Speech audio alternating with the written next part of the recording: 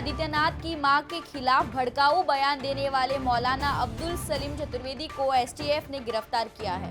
मौलाना बिहार में अररिया के जोकीहाट का रहने वाला है। यूपी एसटीएफ ने उसे वहीं से दबोचा है। बिहार में अमर सीट से एआईएमआईएम विधायक अख्तरुल ईमान ने मौलाना की गिरफ्तारी की पुष्टि की।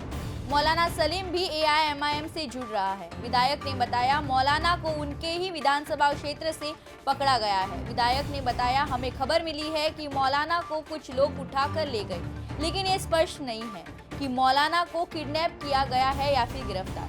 उन्होंने इस मामले को लेकर जिले के एसपी को जानकारी दी है। मार्च का महीना खत्म होते होते देश के कई राज्यों में पारा 40 डिग्री के पार पहुंच गया है। भारतीय मौसम विभाग आईएमडी ने राजस्थान, मध्य प्रदेश और उत्तर प्रदेश के कुछ हिस्सों के लिए येलो अलर्ट जारी किया है। दिल्ली एनसीआर में भी तेज धूप और गर्म हवाओं ने लोगों की मुश्किलें बढ़ा दी है। मौसम वैज्ञानिकों के अनुसार इस साल अल नीनो के प्रभाव के चलते अप्रैल और मई में रिकॉर्ड तोड़ गर्मी पड़ने की संभावना है। प्रशासन ने लोगों को दोपहर के समय घर से बाहर न निकलने और पर्याप्त पानी पीने की सलाह दी है। केंद्र सरकार ने डिजिटल कनेक्टिविटी को बढ़ावा देने के लिए ग्रामीण भारत में 5G सेवाओं के विस्तार के दूसरे चरण को मंजूरी दे दी है। दूरसंचार मंत्रालय के अनुसार इस साल के अंत तक देश की हर ग्राम पंचायत को हाई स्पीड ब्रॉडबैंड से जोड़ दिया जाएगा। इसका सीधा लाभ ऑनलाइन शिक्षा, टेलीमेडिसिन और कृषि क्षेत्र को मिलेगा। तकनीकी विशेषज्ञों का मानना है कि इस कदम से ग्रामीण अर्थव्यवस्था में भारी उछाल आएगा और स्थानीय स्तर पर रोजगार के नए अवसर पैदा होंगे। सरकार अब 6G तकनीक पर भी अनुसंधान तेज कर रही है। दिल्ली पुलिस की स्पेशल सेल ने एक ऐसे गिरोह का भंडाफोड़ किया है जो निर्दोष लोगों को वर्क फ्रॉम होम और ऑनलाइन रेटिंग के नाम पर ठग रहा था। पुलिस ने छापेमारी के दौरान 5 आरोपियों को गिरफ्तार किया है और उनके पास से दर्जनों सिम कार्ड और लैपटॉप बरामद किए हैं। शुरुआती जांच में पता चला कि इस गिरोह ने अब तक देश भर में सैकड़ों लोगों से करोड़ों रुपए की ठगी की है। पुलिस अब इस गिरोह के अंतर्राष्ट्रीय कनेक्शन और बैंक खातों की जांच कर रही है ताकि ठगी की गई रकम को रिकवर किया जा सके। आगामी एशियाई खेलों के लिए भारतीय एथलेटिक्स महासंघ ने अपनी तैयारियां तेज कर दी है। देश के शीर्ष एथलीटों के लिए विशेष प्रशिक्षण शिविर का आयोजन किया गया है, जहां अंतर्राष्ट्रीय कोच उनकी तकनीक पर काम कर रहे हैं। पिछले शानदार प्रदर्शन को देखते हुए इस बार पदक तालिका में शीर्ष 3 में रहने का लक्ष्य रखा गया है। सरकार ने खेलो इंडिया योजना के तहत खिलाड़ियों को विशेष ग्रांट भी जारी की है। चयनकर्ताओं की नजर नए उभरते हुए खिलाड़ियों पर है जो वैश्विक मंच पर अपनी छाप छोड़ सके। आईपीएल 2026 के तीसरे मुकाबले में राजस्थान रॉयल्स ने चेन्नई सुपर किंग्स को एक तरफा अंदाज में 8 विकेट से हरा दिया। गुवाहाटी के बरसापरा स्टेडियम में खेले गए इस मैच में राजस्थान ने गेंदबाजों और युवा बल्लेबाजों का दबदबा देखने को मिला।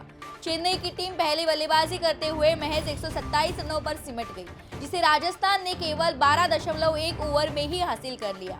इस जीत के साथ ही रियान पराग की कप्तानी वाली राजस्थान रॉयल्स अंत तालिका में शीर्ष पर पहुंच गई। संयुक्त राष्ट्र ने अपनी ताजा रिपोर्ट में जलवायु परिवर्तन को लेकर रेड अलर्ट जारी किया है। रिपोर्ट के अनुसार यदि अगले 2 वर्षों में कार्बन उत्सर्जन में 40% की कटौती नहीं की गई तो ग्लोबल वार्मिंग के विनाशकारी परिणाम झेलने होंगे। समुद्र के बढ़ते जलस्तर से दुनिया के कई तटीय शहर डूबने की कगार पर पहुंच सकते हैं। भारत सहित कई विकासशील देशों ने पर्यावरण सुरक्षा के लिए अपनी प्रतिबद्धता दोहराई है। अंतर्राष्ट्रीय मंचों पर अब अमीर देशों से वित्तीय सहायता और तकनीक हस्तांतरण की मांग तेज हो गई है। आर्टिफिशियल इंटेलिजेंस एआई के बढ़ते प्रभाव और इसके दुरुपयोग को रोकने के लिए अंतर्राष्ट्रीय स्तर पर बड़ी पहल की गई है। यूरोपीय संघ ने दुनिया का पहला व्यापक एआई कानून लागू कर दिया है जो डीपफेक और डेटा प्राइवेसी पर सख्त नियंत्रण लगाएगा। टेक कंपनियों को अब नई एआई प्रणालियों के लिए कड़े मानकों का पालन करना होगा। भारत और अमेरिका भी इसी तरह से कानून बनाने की दिशा में काम कर रहे हैं। विशेषज्ञों का कहना है कि ये नियम नवाचार और सुरक्षा के बीच संतुलन बनाने के लिए आवश्यक थे। पश्चिम एशिया से बड़ी खबर सामने आ रही है, जहां अमेरिका राष्ट्रपति डोनाल्ड ट्रंप ने ईरान को सीधी चेतावनी दी है। ट्रंप ने कहा है कि यदि ईरान जल्द ही शांति समझौते की मेज पर नहीं आता तो अमेरिका उसके सबसे महत्वपूर्ण खार्गिव तेल टर्मिनल को अपने कब्जे में ले सकता है। इसके अलावा ईरान के बिजली संयंत्रों और तेल के कुओं पर भी बड़े हमलों की धमकी दी गई है। इस बयान के बाद वैश्विक तेल बाजारों में भारी उछाल देखा जा रहा है और खाड़ी क्षेत्र में युद्ध के और गहरे होने की आशंका बढ़ गई है। ईरान के साथ चल रहे संघर्ष के बीच यूरोपीय देशों में फूट पड़ती दिख रही है।